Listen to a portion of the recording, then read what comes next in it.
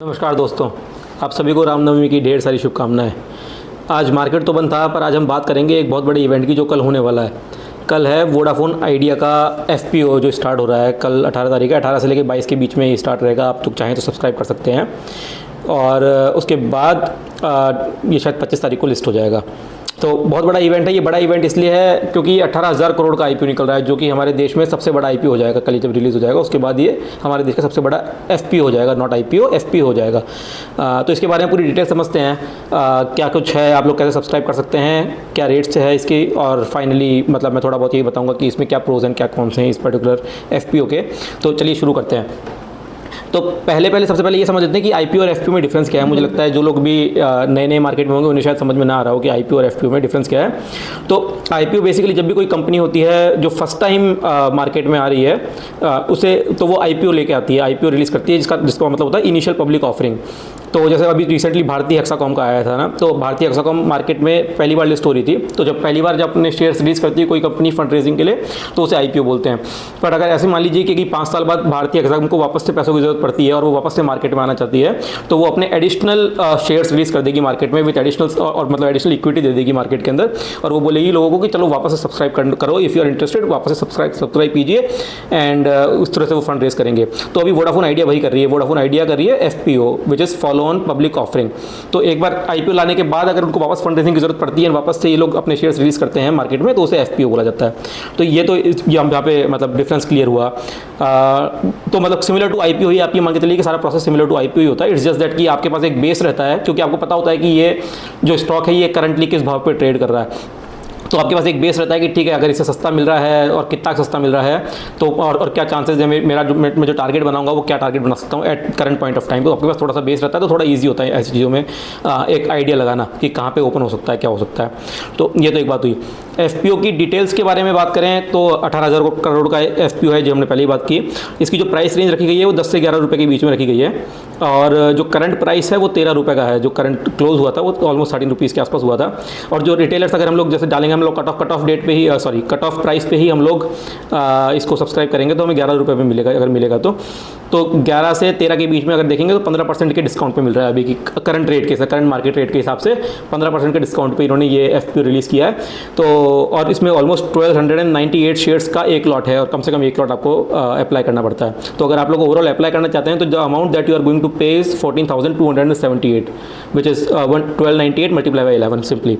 ठीक है, तो ये पैसा आपको एक लॉट के लिए देना पड़ेगा। और इसके बेस पे अभी की मार्केट रेट के हिसाब से अगर आप कैलकुलेट करना चाहेंगे तो आपको लगेगा कि मैं 15% इमीडिएटली कमा लूँगा। The moment it gets listed you will immediately earn 15% of this. लेकिन इतना आसान नहीं है, ऐसा नहीं होता है। कई बार मोस्टली क्या होता है कि जैसे अगर FPO आया है नीचे की रेट पे तो जो मार्केट रेट है वो भी धीरे धीरे डाउन होना शुरू हो जाएगी। तो automatically by the time it gets release या it gets listed in the market, वो ऑटोमेटिकली हो सकता है कि 10-11 प्राइस के आसपास ही जाके सेटल हो जाए, है ना। तो मतलब 100% गारंटी नहीं होती है, इट्स जस्ट कि आपके पास एक बेस रहता है। अभी इसके प्रोज एंड कॉन्स की बात करना बहुत ज़रूरी है, क्योंकि ये कंपनी जो है, ये कंपनी काफ़ी टाइम से अंडर परफॉर्मर रही है, कुछ भी परफॉर्म नहीं करी है। देखा जाए तो इस कंपनी का जो आउटलुक था वो भी कुछ खास किसी भी ब्रोकरेज हाउस ने कभी रिसेंटली दिया नहीं है। रिसेंट का जो मिड कैप स्मॉल कैप की रैली चली है उसके अंदर जरूर इसने परफॉर्म किया था। तो पिछले एक साल भर पहले तो ये शायद 100% ऊपर चली गई थी, एंड देन अभी रिसेंटली 24-25% का डिप भी दिखा चुकी है। तो काफ़ी फ्लक्चुएटिंग स्टॉक है, क्योंकि छोटा स्टॉक है ना, 10-11 रुपये का स्टॉक होता है। तो पहले जब 6 रुपये पे था तो 12 रुपये पे आ गया, तो कहने के लिए तो 100% इंक्रीज़ हो गया। पर 6 रुपये पे खरीदने की हिम्मत कौन कर रहा था। अब 12 पे आ गया तो हो सकता है कल को 13, 14, 15, 16, 17 तक चला जाए, फिर या फिर ऐसा भी हो सकता है कि वापस से 8-9 पे आ जाए। तो थोड़ी सी इनडिसिजनेस और थोड़ा सा डाइसी रहता है ऐसे छोटे छोटे स्टॉक्स में पैसा लगाना। पर हम लोग फंडामेंटली थोड़ा सा समझने की कोशिश करेंगे कि स्टॉक का क्या आउटलुक हो सकता है, इस स्टॉक का, इस पर्टिकुलर कंपनी का फ्यूचर आउटलुक क्या है। तो पहला जो पॉइंट है ना, जो पहला मतलब चलो प्रॉस से बात करते हैं। तो प्रॉस की बात करें तो प्रॉस तो ढूंढने से भी नहीं मिल रहे हैं। प्रॉस तो केवल एक ही है कि ये थोड़ा सा डिस्काउंट पे लिस्ट हो रहा है। वो डिस्काउंट पे लिस्ट करेंगे जब भी इनको फंड रेजिंग करनी हो तो डिस्काउंट पे लिस्ट करेंगे ही। लेकिन ये जिस दिन लिस्ट हो जाएगा उस दिन बात करेंगे कि हो सकता है हमें डिस्काउंट बचे ही ना, वहाँ पे हमें शायद फ़ायदा मिले ही ना, हो सकता है कि जिस रेट पे हमने खरीदा है उससे नीचे उतर जाए। तो उस डिस्काउंट को, जो अभी डिस्काउंटेड लग रहा है प्राइस, उसको शायद आप लोग अभी के लिए इग्नोर कीजिए, क्योंकि आप कह नहीं सकते कि वो किस प्राइस पे आके फाइनली लिस्ट होगा। लेकिन अगर नुकसान कॉन्स की बात की जाए तो कॉन्स तो मतलब भर भर के हैं। पहले तो कंपनी फंडामेंटली कुछ भी बिल्कुल ही परफॉर्म नहीं कर रही है। अगर आप उसकी पिछले कुछ सालों की परफॉर्मेंस देखेंगे तो लगातार लॉसेज हैं। 29,000 करोड़ का, साल भर पहले 29,000 करोड़ का लॉस किया था। जो पिछला साल एंड किया उसमें 23,000 करोड़ का लॉस किया था 31 दिसंबर तक का। तो मतलब अर्निंग्स के हिसाब से कुछ भी नहीं है। लॉस मेकिंग कंपनी में नियम ही होता है कि लॉस मेकिंग कंपनी में रिटेलर्स को पैसा नहीं लगाना चाहिए आमतौर पे।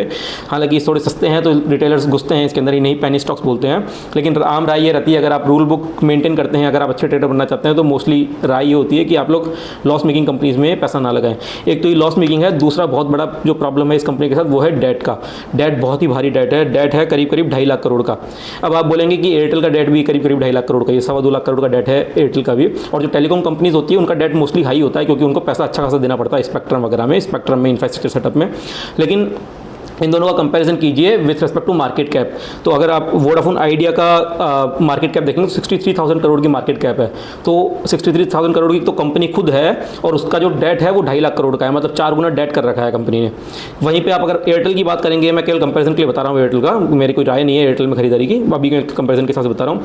तो एयरटेल का जो मार्केट कैप है वो 7.25 लाख करोड़ का है, मतलब 7.25 लाख करोड़ का है।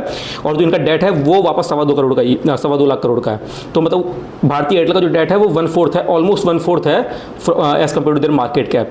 वहीं वोडाफोन का जो डेट है वो 4 times of their market cap है। तो यहाँ पे बहुत डिफरेंस है। आप लोग अमाउंट में मत जाइए, बट आप ये देखिए कि मार्केट कैप के कंपैरिजन में कितना ज़्यादा हैवी डेट ले रखा है वोडाफोन आइडिया ने। और वोडाफोन आइडिया के पास कोई तरीका ही नहीं है, क्योंकि ना तो उनके पास नए कस्टमर्स आ रहे हैं। अभी लास्ट 1 ईयर की बात की जाए तो उन्होंने 17 मिलियन सब्सक्राइबर्स इन्होंने लूज़ किए हैं against Reliance and Airtel. 17 million का आपको मैं अपने इंडियन टर्म्स में समझाऊं तो 1.7 करोड़ कस्टमर्स इन्होंने लूज़ कर दिए हैं। तो इनके पास कोई नए कस्टमर आ नहीं रहे हैं, कस्टमर ही लूज़ करे जा रहे हैं। अगर इनकी सर्विस की बात की जाए तो ये अब तक भी 5G रोल आउट नहीं कर पाए हैं। 5G रोल आउट करने में इनको अभी भी प्रॉब्लम्स आ रही हैं। और इनका जो प्लान है ये काफ़ी काम से डिले हो रहा है। मतलब ये कहते हैं कि हम करेंगे, फिर ये डिले कर देते हैं, फिर ये कहते हैं हम करेंगे, फिर ये डिले कर देते हैं। तो अभी भी कोई रिस्पाइट नहीं दिख रही है कि ये कब जाके 5G रोल आउट करेंगे। जबकि again as compare to their peers which is Airtel and Reliance, इन लोगों ने 5G के अंदर ऑलरेडी पैर जमा दिए हैं। मतलब इन्होंने रिलीज़ भी कर दिया, इन्होंने कई महीनों पहले ही रिलीज़ कर दिया, साल भर पहले रिलीज़ कर दिया। और अब तो ये मतलब उसमें भी इंप्रूवमेंट ला के पूरी तरह से पैर जमाने को तैयार बैठे हैं। CLSA एक ब्रोकरेज हाउस है, रेटिंग एजेंसी है, उन्होंने भी इसके ऊपर सेल रेटिंग दी है। ये बहुत इंपॉर्टेंट है क्योंकि ये सेल रेटिंग दी है और इन्होंने जो टारगेट प्राइस बताया है वो बताया है 5 रुपये का। तो मान लीजिए आप 11 रुपये में अगर आपको मिल भी जाता है एंड इन केस आप इसको होल्ड करके रखने की सोच लेते हैं तो थोड़ा बहुत ही सावधानी रखिए। अगर आप लोगों को ऐसे है कि ठीक है मुझे मिल जाए एंड देन मिलते ही मैं इमीडिएटली जिस दिन लिस्ट होगा उस दिन बेच दूंगा, तो हो सकता है आप थोड़ा बहुत पैसा बना पाएंगे, क्योंकि हो सकता है 11 रुपये से ऊपर ही लिस्ट हो, भले 50 पैसे ऊपर लिस्ट हो या 12 रुपये तक लिस्ट हो। अगर 1 रुपये भी मिल रहा है आपको स्टॉक में, 1200 स्टॉक्स में और 1300 स्टॉक्स के अंदर, तो आपको 1300 रुपये तो बन जाएंगे। तो अगर उस तरह से गेम खेलना है तो आप इसमें डाल सकते हैं पैसा, इसमें डाल लीजिए, तो मतलब 1 आध रुपये का। लेकिन आप इसको अगर ये सोच के खरीद रहे हैं कि ठीक है 1 रुपये सस्ता मिल जाएगा या 2 रुपये सस्ता मिल जाएगा एंड देन ये कल को 24-25 हो जाएगा, तो वो मतलब बहुत ही रिस्की गेम है। ऐसी कंपनीज के अंदर कोई गारंटी तो नहीं ले सकता कि भाई इसके अंदर पैसा बनेगा। हो सकता है बिल्कुल आधा हो जाए और हो सकता है छप्पर फाड़ दे। तो फिर आपको वो रिस्क लेनी, वो रिस्क टेकिंग कैपेसिटी आपकी है कि आप लोगों को रिस्क लेना है। लेकिन फंडामेंटली मुझे नहीं लगता कोई भी राय देगा। Most of the brokerage houses जो हैं वो भी ये बोल रहे हैं कि इसमें आप साइडलाइंस पे बने रहिए। रिटेलर्स को इसमें, या फिर लो रिस्क टेकिंग कैपेसिटी वाले जितने इंडिविजुअल्स हैं जिनको थोड़ा सेफ खेलना पसंद है, उनको इसमें पैसा अटकाने का कोई पॉइंट नहीं है। आज की तारीख में पैसा अटकाने का पॉइंट वैसे भी नहीं है आप देखेंगे तो, क्योंकि आज की तारीख में बहुत अच्छे स्टॉक्स मार्केट में हैं and then momentum in stocks बाकी स्टॉक्स में बहुत ज़्यादा है। आप अलग अलग सेक्टर, ऑटो सेक्टर में देख लीजिए, फार्मा में देख लीजिए, IT तो चलो डाउन है बट रिसेंटली बैंक में भी अच्छा खासा रनअप था। तो आप क्यों ही अपना पैसा इनमें फंसाएंगे। इवन भारतीय एयरटेल अच्छा खासा रनअप दे रहा है, राइट। अगर आपको, और भारतीय हेक्साकॉम जो कि जिसका भी IPO आया है वो अपने IPO से 60% के आसपास तक ऊपर हो चुका है। तो मतलब आप लोग क्यों ही इसमें पैसा अटकाएंगे जब आपको अगर इसी इंडस्ट्री में घुसना है तो भारतीय हेक्साकॉम, भारतीय एयरटेल ये आए हैं, और इसके अलावा अदर सेक्टर से जहाँ पे खूब पैसा मिल रहा है। मोरओवर इसमें प्रॉब्लम ये भी है कि जैसे आप इसको इस तरह समझने की कोशिश कीजिए कि मतलब वोडाफोन आइडिया का, अगर मैं बहुत सिंपल टर्म्स में आपको समझाना चाहूँगा आईपीओ में पैसा, एफपीओ में पैसा लगाना चाहिए कि नहीं, तो इसको इस तरह समझिए कि जैसे अगर आपके कोई मित्र हैं, वो बोलते हैं कि यार मेरे को कंपनी में बहुत भारी नुकसान हो रहा है, मेरे को कर्जा चुकाना है, तो मेरी कंपनी में पैसे लगा दे और मेरे से मेरी कंपनी की कुछ हिस्सेदारी खरीद ले। तो आप उसमें पैसा लगाएंगे क्या? आप आउट ऑफ सिंपैथी तो लगा सकते हैं कि भाई मेरा दोस्त परेशानी में है तो मैं इसकी हेल्प कर देता हूँ, कोई दिक्कत नहीं है। बट अगर आप बिजनेस पर्सपेक्टिव से सोचेंगे तो शायद उसमें आप पैसा लगाएंगे नहीं कि भाई तू ऑलरेडी इतना नुकसान में चल रहा है, तू ऑलरेडी तेरी बिजनेस डूब रहा है, तू मेरे से पार्टनरशिप लेके मेरे से क्यों पैसा मांग रहा है, राइट? तो एग्जैक्टली यही हो रहा है वोडाफोन आइडिया में। वोडाफोन आइडिया कह रहा है कि आप हमें और पैसा दीजिए क्योंकि हमें डेट चुकाने हैं, आप हमें और पैसा दीजिए क्योंकि हम लोग नुकसान में जा रहे हैं, हमें सब्सक्राइबर बनाने हैं, कुछ बनाना है, लेकिन इनके पास ना ग्रोथ प्लान है, कॉम्पिटिशन इतना हैवी है कि इनके पास अभी एक्सपेंड करने का या फिर बिजनेस को बचाने का भी कोई तरीका नहीं है। तो ऐसे स्टॉक्स में राय ये रहती है कि आप लोग हाथ ना लगाएं।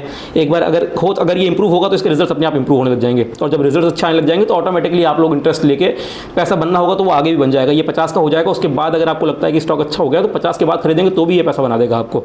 लेकिन अभी 12 रुपये में ये सोचकर कि 12 का 18 हो जाएगा तो मेरे को 50% का फ़ायदा हो जाएगा, तो वो 12 का 4 भी जल्दी ही होगा।